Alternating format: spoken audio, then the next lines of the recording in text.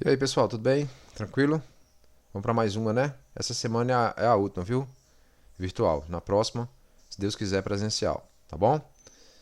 Então, voltando aqui, nós vamos trabalhar um pouquinho com a divisão e conquista, certo? Então, isso aqui é só uma ilustraçãozinha para a gente ver como foi a ideia da divisão e conquista, né? Com os estados brasileiros, né? Até onde eles chegaram, né? No que é hoje, né? Dividindo para conquistar. Só uma ilusãozinha, né? Eles foram dividindo cada etapa, até chegar hoje e dividir para conquistar. Certo? Isso aí, quando eu subir os slides, vocês podem depois ver isso. Tranquilo? E aí tem essa ilustração na internet. Então essa técnica, né, em dividir um problema maior recursivamente em problemas menores, né, até que o problema seja resolvido, é uma técnica muito usada para poder resolver esse problema de divisão e conquista. A solução do problema inicial é dada através da combinação dos resultados de todos os problemas computados. Ou seja, eu pego um problema, divido em 2, 3, 4, tantos forem, e vou resolvendo cada partícula. Depois eu junto e gero a solução do problema original. Certo? Então, vários problemas podem ser solucionados através dessa técnica, como a ordenação de números através de algoritmo mesh-sort, né, que é o que a gente vai ver, certo? Transformação discreta de Fourier, né? E dentre outros problemas, Torre de Hanoi, tantos outros aí que tem aí, certo? Então a ideia da divisão em conquista é justamente a gente dividir problemas maiores para resolver em pequenas partes e chegar numa solução conjunto, certo? Dividir a instância, né? A ideia geral é dividir a instância do problema em duas ou mais instâncias menores, resolver essas tais instâncias menores, né? Que é geralmente recursivamente, obter a solução para as instâncias originais através da combinação dessas soluções, certo? Então a ideia é justamente a gente ter isso aqui, ó. Problema de tamanho n, né? Vou dividir dois subproblemas, certo? Subproblema 1, subproblema 2, né? Onde a gente consegue de tamanho iguais ou de tamanho diferente, vai depender. Por exemplo, se você tiver um problema ímpar, quando você dividir, vai ficar um pedaço maior e um pedaço menor, né? No caso dos algoritmos, né, quando você pegar um array, se for um array de tamanho 15, vai ficar 7, 8 ou 8, 7, alguma coisa desse tipo. Né? Depois eu vou combinar esses resultados, até eu ter a solução do problema original. Então, a partir do problema grande, né, eu chego dividindo, conquistando e combinando. Certo? Isso é divisão e conquista. Essa técnica é usada com recursividade. Certo? E lembrando que a gente vai utilizar recursividade um pouquinho, né? Fazer alguns trabalhos em cima da recursividade, alguns exercícios para a gente poder dar uma relembrada nisso, né? Tendo em vista que me disseram que não viram na prática exatamente recursividade. Bom, então problemas que utilizam essa técnica podem tirar proveito de máquinas como multiprocessadores.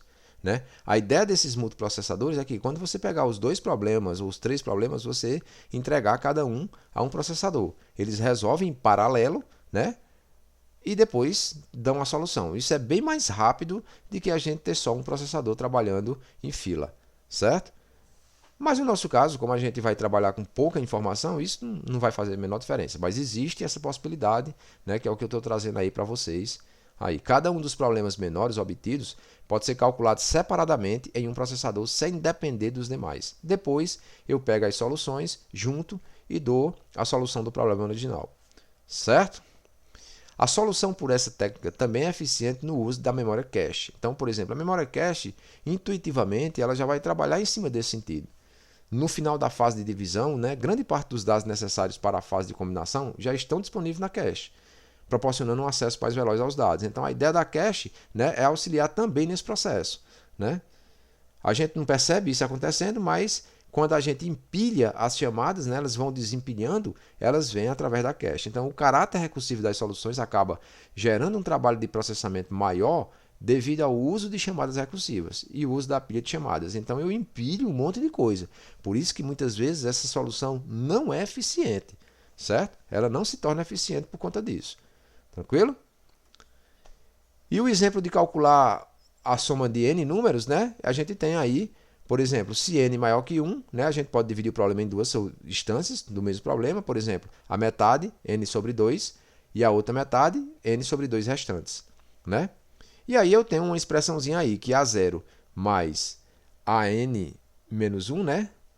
É igual as duas instâncias somadas, né? A primeira parte, né, de A0 até n sobre 2 menos 1, e a segunda parte, que é de A0 até n sobre 2 menos 1, né? Que são as duas partes, então a primeira parte de A0 até o final dela e a segunda parte de A0 até o final dela, certo? E aí eu estou tratando de instâncias diferentes. E essa é uma maneira eficiente de calcular a soma de n números, né? É mais eficiente do que uma adição força bruta? Vai depender, né? Nem todos os algoritmos baseados na técnica de dividir e conquistar são mais eficientes do que uma solução força bruta.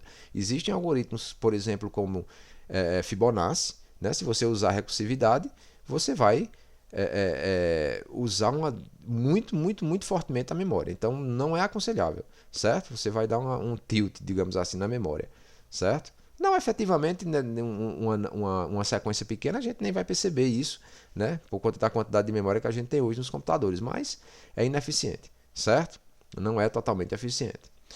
Então, a divisão em conquista, como já dito antes nessa aula, né, envolve geralmente a recursividade, que por sua vez demanda muito processamento de memória. Então, a ideia é que a gente se envolva com a recursividade para poder resolver nossos problemas de divisão e conquista. Os nossos algoritmos daqui para frente, né, Merge, Quick, vão ser resolvidos com isso, certo?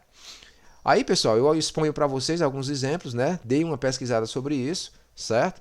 Pesquisem sobre isso um pouquinho, né? Esses que eu deixei em laranja aí, Merge Sort, Quick Sort, a gente vai trabalhar diretamente com eles, certo? Mas dei uma pesquisada sobre essas informações aí, beleza?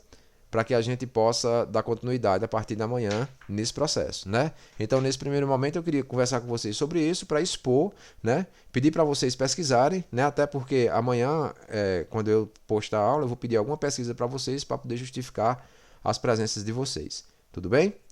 Então, até a próxima, se Deus quiser.